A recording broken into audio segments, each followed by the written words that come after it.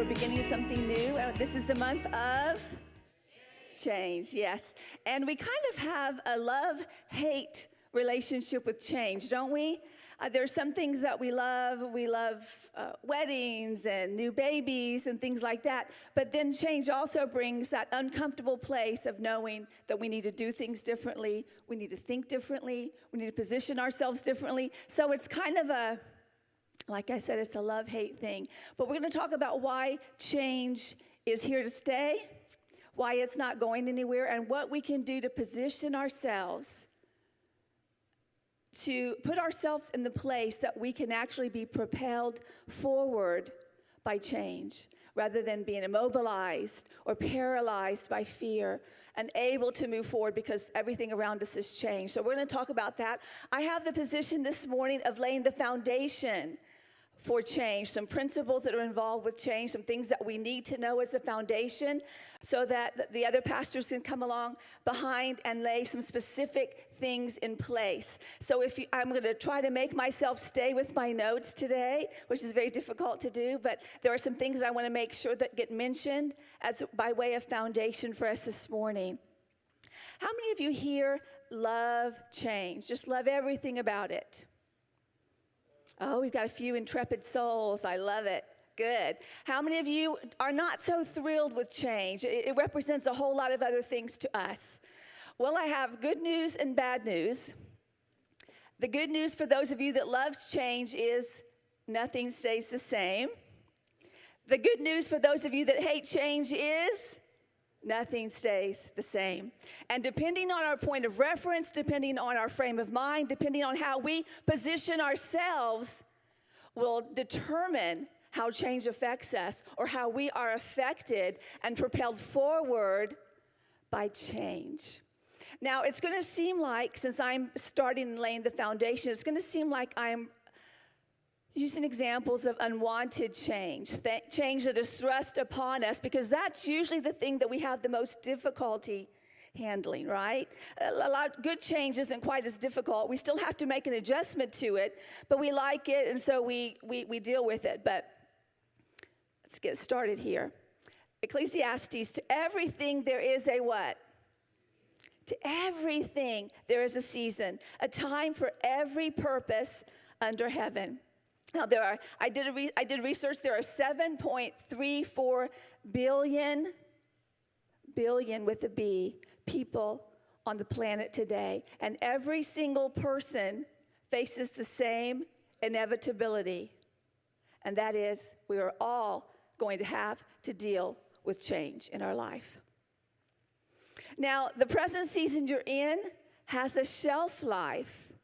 That could be good news. If you're in a season where you're just hanging on by the thread of your toenails and you're just like, Lord, is this season ever going to end?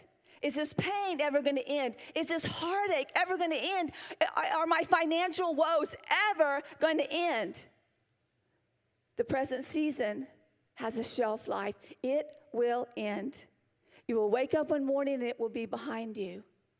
Because everything changes. You might be in a season that you love. You love the season where your children are. You're in love with your wife. You're in love with your husband. Your finances are in a good place. Your children are grown and out of the house. You love it. Your children are away in college. You have young babies in your arms and you love it. Guess what? That season will end as well. Because everything changes. Now, God is the one that established the principle of change, because he created time. He created day and night. He created the seasons, and that very fact alone instigated and started the process of change in our life. There are seasons. Spring gives way to summer. Summer gives way to fall. We know that. So God is the one that instituted this idea that everything changes except him. And so one of the things we want to establish this morning and then this month is, how do we handle change?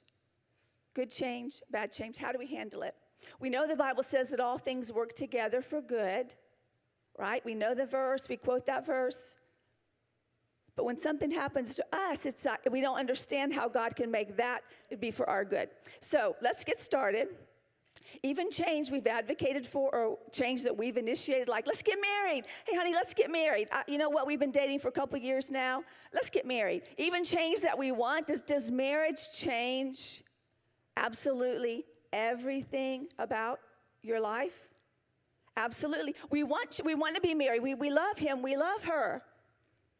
Let's have children. Let's have a baby.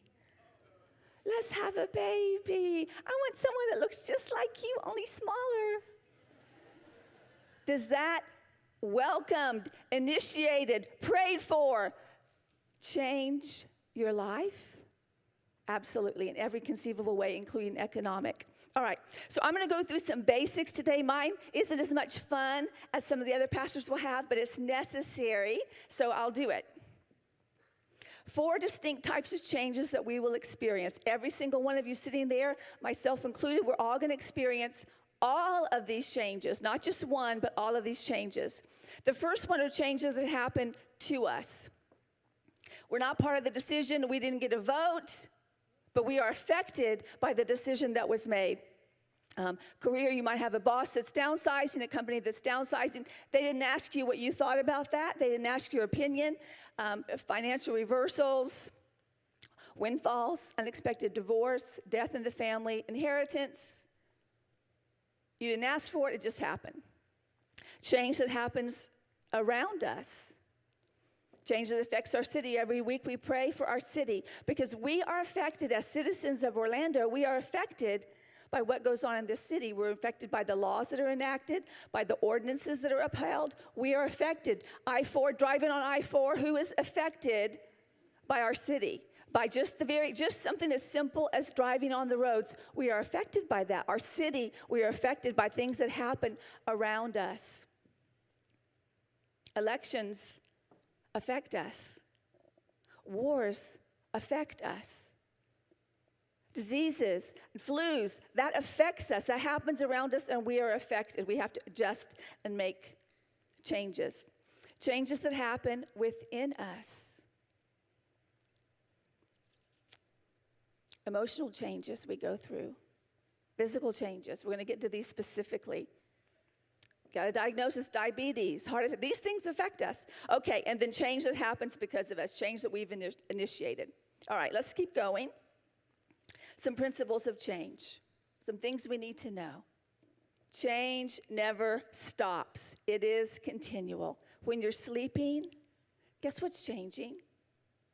Cells in your body are changing.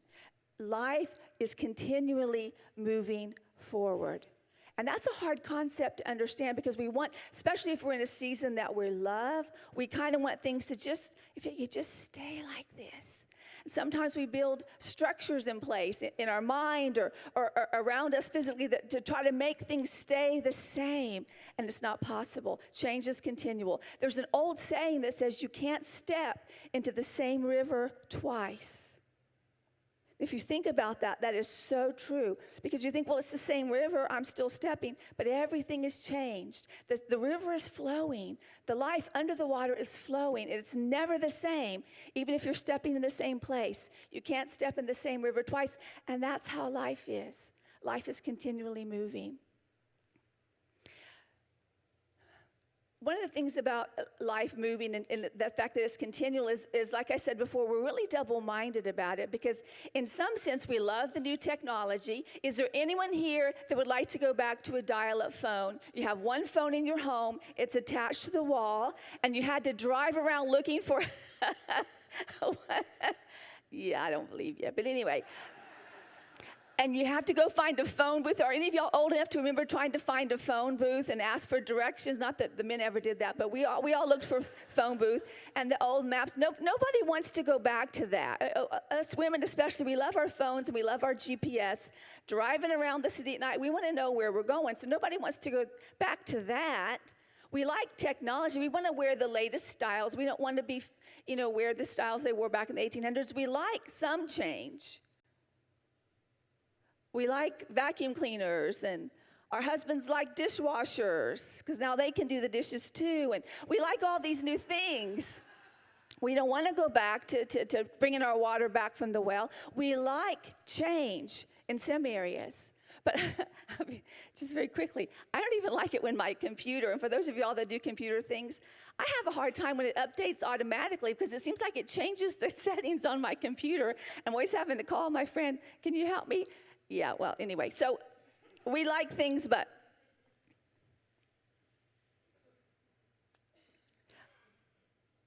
before I go to that next one, I want to say one thing here that's a bit more serious. We're not taught to deal with change. Most of us did not have parents that sat down with us and said, you know, Billy, things aren't always going to be the way they are now. Life is constantly changing. And one of the things that breaks my heart about the increase in teen suicide now, yes, bullying is a huge factor. Yes, there are things that the internet and social media is a huge factor. We will acknowledge that fact. But part of the mentality now with teen suicide, in my opinion, is that young people are not taught things will not always be this way. You will not always be in middle school. There's coming a day that you walk out of these doors and you won't see these people again. And I feel like that a lot of young teens have this mentality that this is the way life is. Life will never get better for me. Life will never look different to me than it does now. My life will always be like this. And they've never been taught that everything has a season. The season that they're going through will change.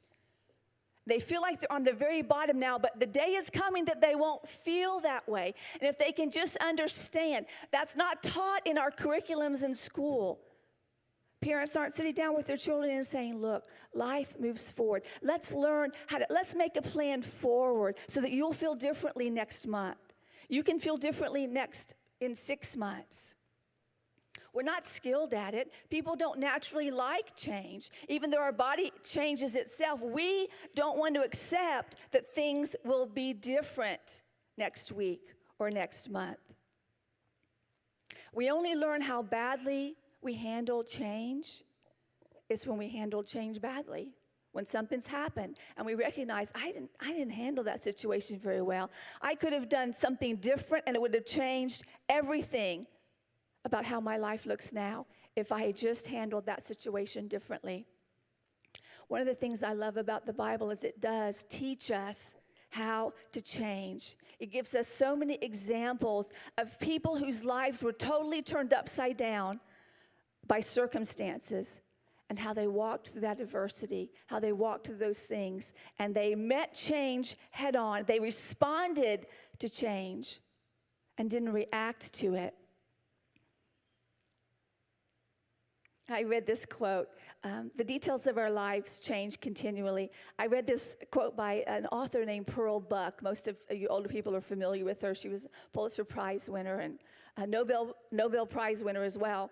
She said, you can judge your age by the amount of pain you feel when you come into contact with a new idea. That is so true. Just adults and computers, it tells you right there. But you can multiply that by so many things. But the details of our lives change dramatically. Knowledge, everything that you know right now will change. You'll add to more knowledge. You'll have more increased knowledge. You might have to unlearn some things. Your interests will change. How many of you are interested in different things at 40 than you were at 18? Your view is different. There's nothing sadder than a 40-year-old man or woman that's still trying to act like they're 20, trying to act like they're 18. Life moves on. Life changes. It's continually flowing. And we as believers should be on the cutting edge of change. The first ones to welcome and let it propel us to God's plan for us. Your priorities will change. Do you still want the same thing at 50 that you wanted at 21? Your core values, of course, won't change. Your core values will stay the same, but your interests will change. The things that are important to you will change. How many of you at 18 thought you'd be driving a minivan at 30? I love Callie keeps raising her hand. I love it. But seriously, I have one of the girls on my team that she fought a minivan. She fought it, and then one day she embraced the change and bought the minivan. Her life is forever changed. She loves it. How many of you, we need a boat, we need a boat, we need a boat, we need a boat, we got to have a boat, we got to have a boat. 10 years later, I don't want this stupid boat. I don't want this boat. Wait, how can we get rid of this boat? How can we not lose money on this boat? Our interests change. What we focus on changes. You have young children, changes than when you have children going off to college. Everything changes. Your body changes. Do I need to say anything else? Do I need to point anything out? Do I need to elaborate? I'm meddling. Your body at 15. Oh, I mean, come on. We're talking perfection. Your body at 25, it's wonderful. Body at 35, it's great. Body at 45, marvelous. 55, awesome. 65, yep. 75, we're still in there.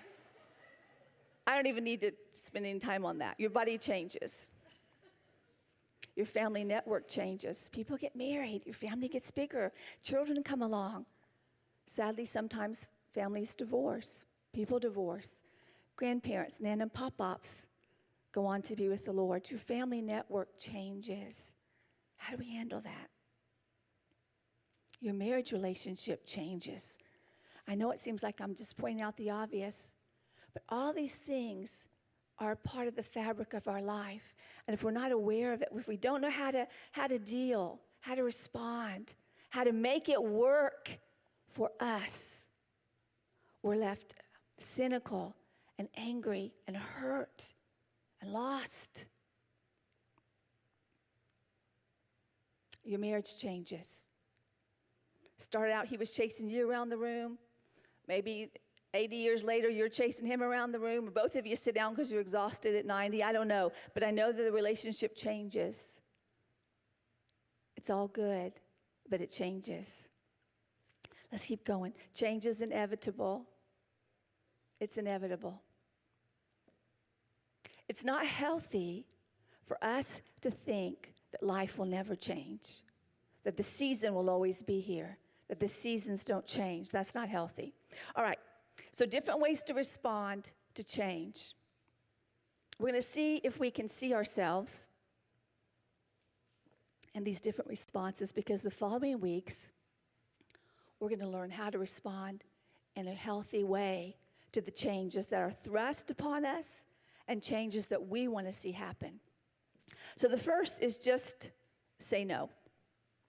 No, it's not going to happen. I'm going to read one verse, and we're all very familiar with this story, but I'll read it because it's a great example of the first response that we can have. Someone came to Jesus with this question: "Teacher, what good deed must I do to have eternal life?" "Why ask me about what is good?" Jesus replied. "There is only one who is good. But to answer your question, if you want to receive eternal life, keep the commandments." "Well, which one?" the man asked. Jesus replied, "You must not murder, commit adultery, you must not steal, testify falsely, but you must honor your mother and father, love your neighbor as yourself. I've obeyed all these commandments." Now, I just think that's amazing that a rich young man, which we'll find out that's who was talking to Jesus, he says, "I've done all that." I just find that amazing. I could just stop right there, but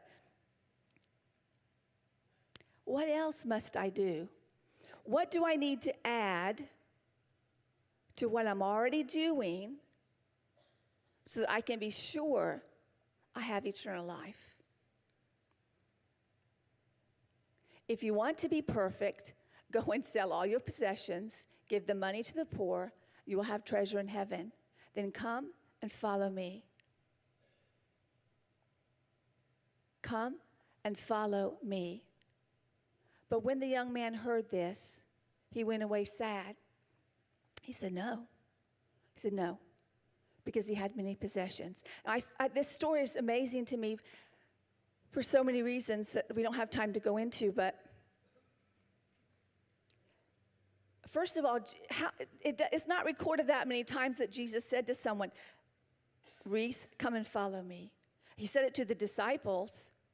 And there's a few other instances, but most people, he said, go back to your home, go back to your city, go back to your friends, go back to the sick, go back and tell them what I've done. But to this man, this young man, he said, I want you personally to come and follow me.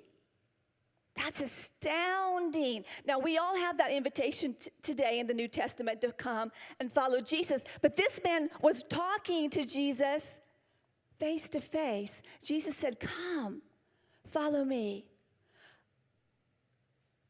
And he said, no. Well, he didn't say no. Yes, he said no. Jesus said, I need you to change. He goes, well, what else do I have to add? Okay, I've done that and that, that. What can I add to my routine? And Jesus is like, no. I don't want you to add anything. I want you to change the way you're living your life. I want you to change what you value. Right now you value your possessions because you have a lot. You value your wealth because you have much. You value the law because you know to keep all of these things. But Jesus said, I want you to change your loyalty. I want you to value what I say is important. I want you to trust in me, not in what you possess. And he said, no. He was very sad about it, but he still said, no. We do the same thing when change comes into our life. This young man, with all his money, with all his wealth, will always be remembered as the man who walked away sad. He said, I just can't do that. I can't change. I can do something different. I can add to, but to totally change, can't do it. Another way we respond to change is we just deny. And as we're talking about change, I want you to think about your specific situation, because there's a lot of things that we could address that we don't have time to address. But you know where you are. You know what change you're facing, whether it's in a relationship, whether it's at work. Emotionally, some things need to change. Physically, you need to make some changes. Financially, you need to make some changes, some real changes. Not just, I won't eat out. Some people just deny. When change comes into our life, or we are presented with a change, if it threatens our comfort, if it threatens our security, what makes us feel safe, what makes me feel good to spend that much money? It makes me feel good to have every man likes me. It makes me feel good to want to have this many. It makes me feel safe. When change threatens how important we feel, we just deny it. It's not happening. What change does is it introduces tomorrow to today. None of us wake up, ding, and 50 years have passed, and everything has changed. We're in a whole new world, and cars are now flying, which we all keep waiting for flying cars. Ever since I was in high school, I keep waiting for the flying car, because that's what they say is happening in the future. But none of us wake up to flying cars. We wake up day after day after day, and change in many cases is gradual. And so change is how the future is introduced to us today. Change is the vehicle that introduces tomorrow to us today when things change, slowly or drastically. So when you deny that change is happening, that you even need to make a change, you're denying reality. There was a retired general, and he said, if you don't like change, you're really not going to like being irrelevant. Because if you keep denying change, over time, you're living in the past. You are living in the past, and you're really going to hate that. All right, let's keep going. Become angry. Some people, when they're forced to see change, or change is thrust on them, they become angry. An angry spirit is immobilizing. It makes you do stupid things. It makes you say stupid things. It makes you make irrational choices. Sometimes there's such nostalgia for the past. It's so familiar. That's one of the reasons I'm so proud of y'all for being able to transition to 2 services, because that was a huge change, especially for the 3rd service, because that was theirs. And I'm so proud of them. Because nostalgia and familiarity sometimes makes us resist change. Oh, I like worship the way it used to be. Oh, I like leadership classes the way they used to be. Oh, I liked my old boss better. Oh, I liked my old house better. Because it's nostalgia, and we don't like the feeling of the unfamiliar newness. God has a purpose for you. He has a purpose for your life, and change will not affect that. Sometimes we're on a path and something changes and we're like, oh my goodness, that changes everything. But it hasn't thrown God, and it hasn't changed his purpose for you. Defy or resist. Man, I tell you what, I have to rush on, but I tell you what, if you read the papers or you read social media, however you get your news, never has there been a better time to instruct people to the art of changing. People are kicking and screaming and protesting and rioting, and it's like, okay, if there's an injustice, yes. If there's a proper way to do those things, but just because change is here and you don't like change, or you didn't get a say in it, that's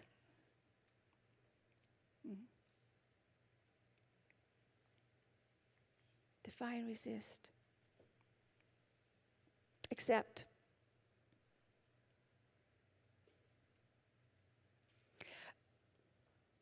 Women, when you're pregnant, and most of us in here have been pregnant, you understand that you know that you're pregnant, but your body has to make an accommodation for that, right? The new reality is there's a life growing inside you. Husbands, you have to make accommodations too, but it's in a different way. And your body has to make accommodation for that new reality. And accepting the fact that there's changes is a good starting place. But we have to do more than that. We have to accommodate the change that we need to make, or the change that's been thrust upon us. We have to accommodate it in our mind, in our emotions, spiritually, if we want that change to propel us forward. The last is we need to respond, and we're going to talk about this one more and more in the coming weeks. Romans 8, we know that in all things God works for the good of those who love him, who have been called according to his purpose. If you think that change that's come to your life will knock you off of God's plan, or make you take a detour, I tell you that won't happen. Because everything is working out according to God's purpose. Everything is working out according to God's purpose. His purpose for you is not changed because something has happened that you didn't foresee. Let me tell you this. To us, life is what? Can you see that word? To us, life is that right? We don't know what's going to happen tomorrow. It's unpredictable. But to God, life is always moving toward the fulfillment of his purpose. I'm asking that you let that be a seed sown in your heart this morning. That when change happens, when something that you didn't expect takes place, when you get that phone call, that you recognize that God does not change. We'll be talking about that more in the coming weeks. But the things that are happening, life is always moving toward what God is saying will happen. I believe that. I trust in the unchangeable one. I trust in his word. It will not change. He will always validate his word. And his purpose for you is not changed, is not thwarted, is not sidelined. He is greater than that.